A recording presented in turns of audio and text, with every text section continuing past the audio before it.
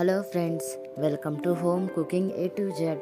ఈరోజు మన ఛానల్లో మా నాయనమ్మ స్టైల్ ఉప్మాని ఎలా తయారు చేసుకోవాలో చూద్దాం.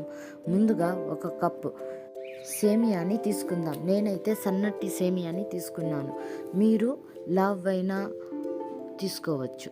ఇప్పుడు ఇందులో ఒక కప్పు వరకు బాంబే రవ్వని యాడ్ చేసి పక్కన పెట్టుకుందాం. ఇప్పుడు స్టవ్ ఆన్ చేసి దాని మీద కడాయి పెట్టుకొని అందులో 3 టేబుల్ స్పూన్స్ వరకు ఆయిల్ వేసి హీట్ చేసుకుందాం.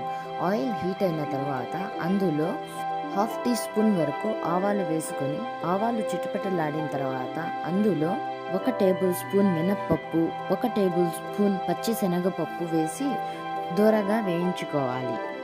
ఇవి కొంచెం గోల్డెన్ బ్రౌన్ కలర్ వచ్చిన తర్వాత అందులో సన్నగా తరిగిన 2 పచ్చిమిర్చి, సన్నగా తరిగిన 1 ఉల్లిపాయను వేసి అవి కూడా గోల్డెన్ బ్రౌన్ కలర్ వచ్చేంత వరకు వేయించుకోవాలి. ఆనియన్స్ గోల్డెన్ బ్రౌన్ కలర్ వచ్చిన తర్వాత అందులో 1 కరివేపాకు రెబ్బ వేసి వేయించుకోవాలి.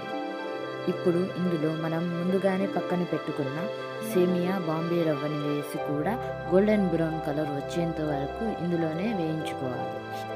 ఈ వీడియో మీకు నచ్చినట్లయితే లైక్ చేయండి, మీ ఫ్రెండ్స్ అండ్ ఫ్యామిలీకి షేర్ చేయండి. ఇలాంటి మరిన్ని వీడియోస్ కోసం మా ఛానల్ని సబ్స్క్రైబ్ చేసుకోండి. ఇప్పుడు మరో బౌల్లో 2 కప్పుల వరకు నీళ్లు తీసుకుందాం. 1 కప్పు బాంబే రవ్వకి 2 కప్పుల వరకు వాటర్ పడుతుంది. స్టవ్ ఆన్ చేసి నీళ్ళల్లో మనకి సరిపడినంత ఉప్పు వేసుకొని నీళ్ళని బాగా కాగనివ్వాలి.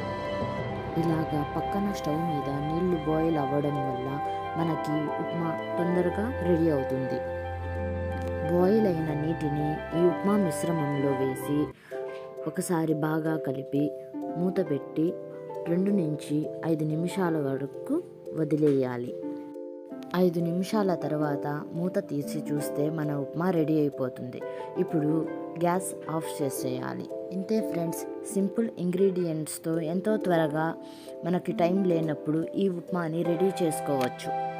ఈ ఉప్మాని మనం ముందుగానే ఇంట్లో తయారు చేసి పెట్టుకున్న పుట్నాల పొడితో అయినా, నిమ్మకాయ చట్నీతో అయినా, ఏమీ లేనప్పుడు చక్కెరతో అయినా తినొచ్చు. Thank you for watching. Like, share and subscribe our YouTube channel.